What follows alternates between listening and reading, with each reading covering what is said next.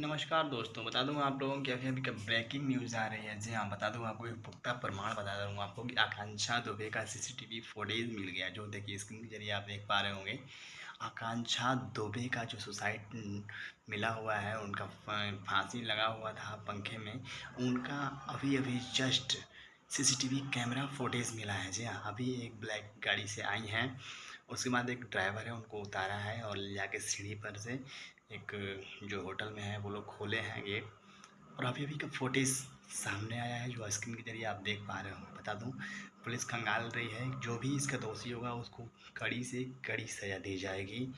और मैं पुलिस प्रशासन, योगी आदित्यनाथ और जिला प्रशासन से अपील करता हूँ कि आकांक्षा दुबे जो भोजपुरी की एक एक्ट्रेस हैं, उनको न्याय मिले, उनके माताजी को न्याय मिले, उनकी फैमिली को न्याय मिले। उनकी उन्हीं की वजह से उनका फैमिली चलता था और वो सुसाइड कर लीं, कैसे की, क्या प्रोसेस है, इसकी सारी छानबीन की जाएगी। और अभी-अभी फुटेज, सीसीटीवी फुटेज निकल कर आया है। आकांक्षा दुबे का समर सिंह पे आरोप लगाया जा रहा है, क्या है नहीं है मामला, आएगा सामने प्रकाश में। तो ठीक है, मिलता हूँ नेक्स्ट वीडियो में और जो इन्फॉर्मेशन होगा मैं आपको ले लाऊँगा, दिखाऊँगा।